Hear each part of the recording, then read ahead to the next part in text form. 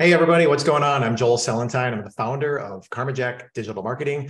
And today we're going to talk about how to build the best B2B marketing strategy for the year of 2023. So let's get at it. A little bit about us. We're an advertising and marketing firm based in Detroit, Michigan, proudly.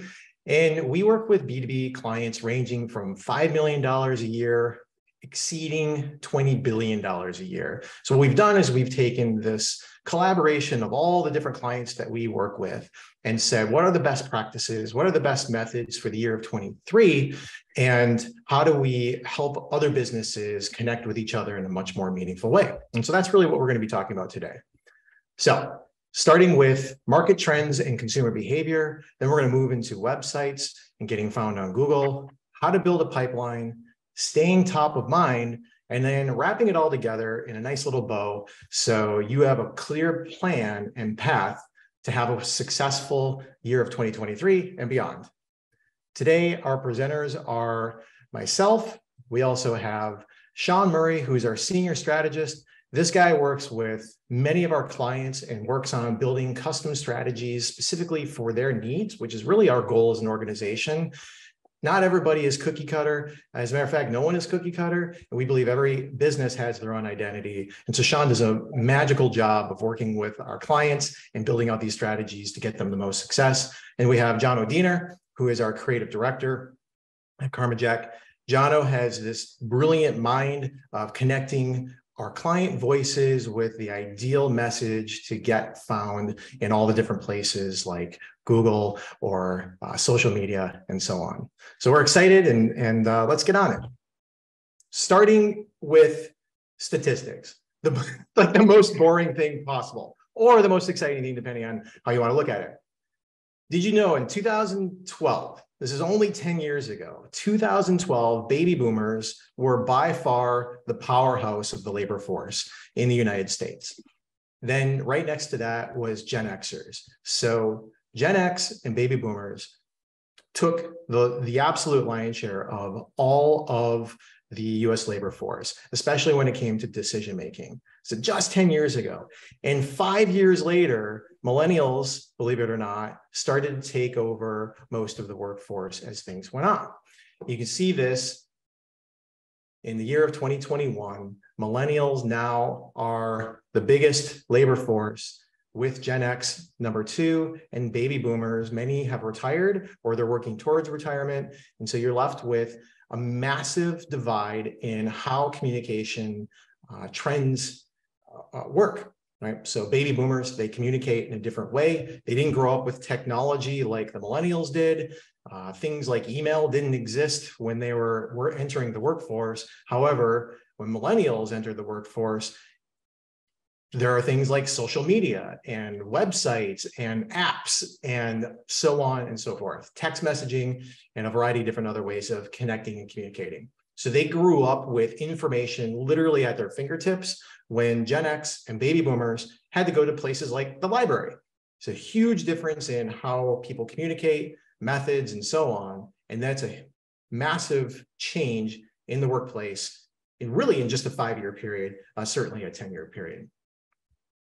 So why does it matter? Today, millennials are involved in 73% of B2B purchasing decisions right now. 73%.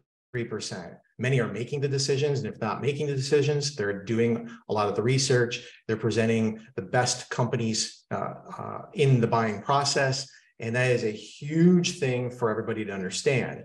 Because if you were doing things like how to communicate with baby boomers in 2012, and then you have a pandemic and the labor force has completely shifted to 2 different generations, businesses need to really understand how to adapt and change to the way that people are communicating, especially buyers, because that's really what it's all about. One business communicating with another business, you need to understand how both those businesses can communicate in the most effective way. So let's get into it. Now that we understand the millennials are the primary decision maker in the labor force, we need to understand how they make their decisions. So these B2B buyers are taking time to understand the needs, their individual needs, finding their own problems first before they ever engage with a company. So what does that mean? They Google stuff. they're educating themselves. They are looking at websites, they're reading blogs, they're watching videos, they're taking an active learning session with whatever problem it is that they're trying to solve. So if you're an engineer and you're trying to look for a certain widget, in the past, you may have just leaned on your sales rep that you already have a relationship. Now, completely different story. They still may lean on the sales rep, but they're also going to do their own independent research. They're going to compare companies. They're going to look at style and design and content all in the same thing. They're going to look at things like reviews. They may fill out forms on different websites and look for email content. They're going to look at things like, does this company provide great content on their social media feeds? Do they have awesome videos on YouTube? Like how are they educating me as I'm in my buying process? And finally, they look for authenticity. Gone are the days of stock photos. People are looking for real, authentic relationships in the business world. They're looking for businesses that have a soul and have culture and care and want to do good things. And so they kind of take all that into consideration. And finally, they engage in a few select companies to fill out a form or maybe make a phone call. Most likely, they're just going to fill out a form. So then how quickly does your sales team take that information on your website and fill out that with that form fill and connect with that buyer? And the faster your business does that, the more success you're going to have. So now that we understand kind of like the trends of what's happening in our current environment, and understanding the buying process and those who are making these types of decisions, then we can move forward with how to take that information and place it into some action. So what's the best place to start? We'd like to say websites. So Jono's going to cover websites and what the importance is there. Thanks, Joel. Yeah, so when we think about digital marketing as a whole, the reason digital marketing exists is because, like everything else in the world, things are changing, trends are changing. So we grew up with newspapers, billboards, all these in-person tangible ways of advertising. Then eventually, long gone is the business card, and now it's turning into these concepts like websites. All of the information will be housed on something like that. So let's talk about digital marketing and who we're talking to and why it matters. So if you look at the hierarchy of needs, so CEO is looking for profit, the COO is looking for ROI, that's a tongue twister, uptime and safety. S&P looking at price research, and engineers are looking at solutions. So you are not talking to one person, there's a bunch of people paying attention. So think about your website like a storefront. So are you looking for a tattered mess, something that was outdated, that's been there forever, that's just the junk drawer of a website? Or are you looking for something that's tidy, easy to navigate, and has exactly what you need where you need it? So if you had to pick one, which one would you pick? I'd probably pick the one on the right. And there's a reason for that. So if we're getting this laid out website that makes people pay attention and gives them what they're looking for, now how do we get people to that website and then put it into action? So how to get buyers to your site? Search and search ads. So if we're using Google advertising, we want to make sure that you are optimizing things properly to send people to your website. LinkedIn and social media, when you're organically posting this stuff, how do you get those people and drive them to your website? Email marketing, partner sites, trade shows. So whether it's digital or in person, it's blending both of these tactics to create something that is meaningful to someone and gets them, again, to your website, the hub, the be-all, end-all of your company. So let's talk about website action items. So before you do any of this, you want to organize and clean up your website. The reason is because people it's that junk drawer concept all over again. I have to have this because it's always been there. Does it have to be though? Is it logically flowing? Does it all make sense in a row? The problem-solving mentality. You want to make sure that if someone is going to your website and you have that minimal time to get their attention, you need to capture their attention and keep them reading, and then ultimately lead them to act. So solve their problems. Don't just exist at them. And I think a lot of people do that in a cosmetic way and don't realize it.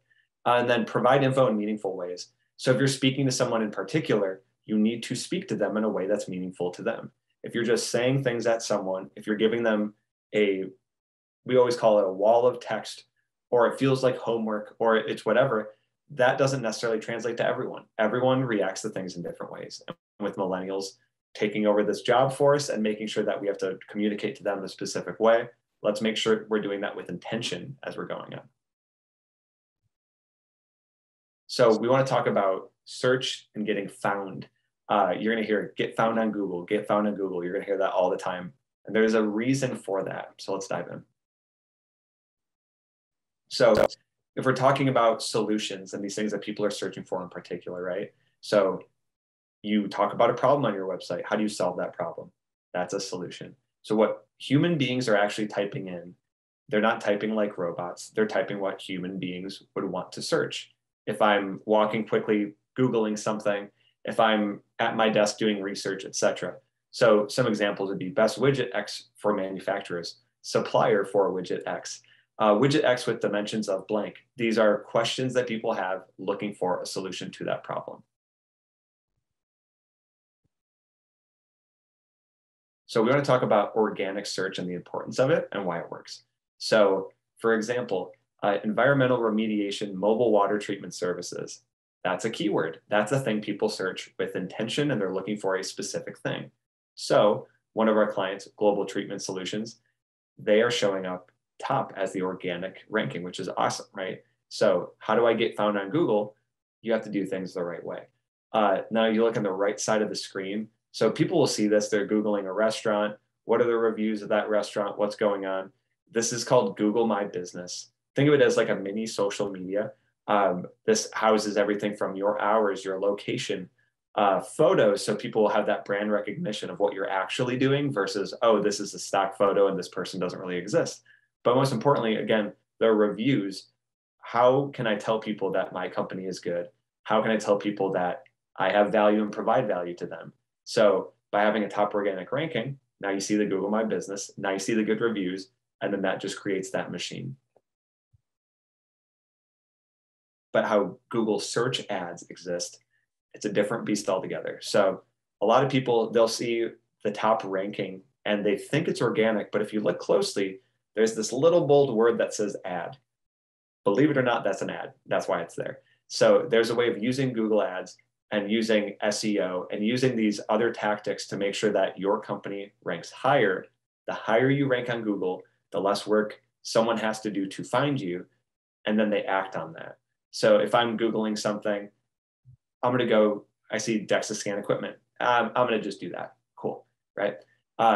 Think about all the people that are spending big money on your company, the decision makers, everyone who has a problem and you are the solution. Give them an easier path to getting to work with you sooner. So these are some search action items, kind of explaining how they work. So you want to optimize your site. So engineers and C-suites will actually use it. So think of it this way. You need to make sure that you have keywords and phrasing that your ideal demographic will actually care about and resonate with. If you don't do that, you're already doing yourself a disservice. Optimize your Google My Business page. So we talked about having images that are relevant to your company, making sure that you have your updated hours, your updated phone number. If someone calls you and the phone doesn't exist, you just lost that business. So make sure things are up to date and also optimize it properly with SEO. And again, other wonderful tactics that we love diving into. And then using Google search ads, making sure that you have thoughtful keywords that you're using. It can't be too nuanced and it can't be too broad. There's actually a whole art to it. So making sure that you do all three of these things, that will definitely help with Google search ads. All right, so now we talked about your website and how to get people there. What's next? So next, we want to build a pipeline funnel. So we'll dive into that, but the first thing that you need to do before you actually start building out that pipeline and that funnel is you have to know your customer. And so a way that you can really have a good grasp and know your customer is by you create a persona for that customer. And so what is a persona, right? It's all that demographic information. It's their interests. What's their job title? How old are they? How much education do they have? Where are they spending their time? And what are their interests? So a good example of this persona would be, we're looking at Mr. Hardhat here, right? He's a senior engineer. He's going to be between 33 and 47. He's an engineer, so he has a master's degree. He's, spending time on LinkedIn. He's spending time on Facebook. He likes coffee, tech, and video games, and he searches for specific parts when he's building solutions. So that would be an example of a persona that you might target. So that's something that you should really just think about, is what is your ideal persona, and really get to know that and to get that down on paper and really focus in on that. So you're going to want to think of a persona when basically you're doing anything. That should be very top of mind. When you're building, as John will talk about with the website, you're building that content out, think of your persona. Your Google My Business, you're doing anything social media, you have email campaigns going out, you're creating those advertisements and you're retargeting. You will want to have that persona, that ideal person being top of mind. So all of that content is focused to them and is relevant to them. So, all right, now you've done that. You've created your ideal persona. Now we can get into the funnel. So the top of the funnel, you're going to want to connect to that persona, and then you move them into the middle. You're going to educate, you're going to provide value to that persona. And then at the bottom, you want to stay top of mind. So the first thing you do is create awareness. So you're going to target your ideal persona. You're going to target them, the websites they frequent. You're going to look on Google and Bing, the search engines, YouTube, LinkedIn, Meta, so Facebook and Instagram, and other social media. As you can see here, DEXA, they have Google ads going, YouTube ads going. And a good way to put this is, if you knew that your ideal customer you had all of your customers that were driving down the same road every single day, what would you do? You'd put a billboard on that road, wouldn't you? So if your ideal customers are hanging out on this specific website, you're going to want to put your ads on that website. So that is the way that you target your ideal customer or persona. And so as they move into the middle of the funnel, you're going to want to give value and create trust. And the way you do this is you educate and you dominate. So using email to educate your customers, it positions you as the expert in your field, and it shows them that you know what you're talking about. It also helps you maintain relationships with these people. And you want to inject your personality into that, right? Your brand has a personality, and you want your customers to know that personality so that they feel more comfortable with you. And another way you can do this is through educational videos and through educational webinars. One of our favorite ways to do this at Karma Jack is through email magnets. And you'll see a few examples here. Essentially what those are is you're giving people lists. People love lists. People love for their brains to complete something, right? So look at these 10 ways to improve employee retention. So the idea is you pique their interest with a list of some sort, and then you're giving them free information, positioning yourself as the expert, and all you're asking for in return is they're going to fill out their email address or their contact information. So now you have that valuable information and they're getting something from you. Another way to do this is through high value content and videos. You can see here, Michigan Solar Solutions doing the same thing with the list, 5 ways to do this, 5 ways to do that. And you can do that with videos, right? So just talking about what you do best, and again, positioning yourself as the expert. And then finally, they're at the bottom of the funnel, right? So you want to stay top of mind. And staying top of mind means you're going to be remarketing your brand. So they've already gone from the top to the middle. They know who you are. They trust you. You've given them value. Now you want to remind them that you exist and remind them who you are. So you do that through remarketing. Tons of ways you can do that. You can do that with YouTube. You can do that on Meta. Email marketing, again, is another way to do that. But you just want to stay top of mind so these people do not forget you. So a little bit of a recap here. This is the formula. First things first, create that persona. Second thing you do is you build a targeted audience. You take that audience, you drive them to your website, then middle of the funnel, you're providing that value through your content. And as they move to the bottom of the funnel, you are retargeting and remarketing to your ideal persona. So Joel, what's next? Yeah, thanks, guys. All right, so let's put this all together with a step-by-step plan. This is a top 10 things you need to do for marketing your B2B organization, right? So you have starting with creating an ideal customer persona. Starting with that is the best way to go about it, because you want to speak your persona's language and you want to connect with them in the most meaningful way. Organizing and optimizing your website once you've created that persona is critical. Now you know how your persona wants to be communicated to and with, so you can take that information and plug that into your website. Maybe you need to take an honest look at your site and see, does this thing actually work the way it's supposed to? Does this feel dated, or does this feel on point with the way that our society is today? And a lot of times, if you've had a website that's more than 3 years old, you are very likely behind the times, at least on design and style. And you have to go back and build an entire new website, but you can update your design and your style and your taste and make sure that you're connecting in a meaningful way. You also want to make sure you optimize it for search engine optimization. And then you want to optimize all of your social pages and your Google My Business page. So what does that mean? Make sure that the content is relevant. Make sure you actually have the right keywords in there. People actually search for things on their Facebook page or Instagram or YouTube, or certainly online with Google or Bing. The next is you want to make sure you have as many 5-star reviews as you can get. These need to be genuine reviews. They can't be fake. It'll get flagged by Google anyway, so don't even bother trying. You want to have 5-star reviews.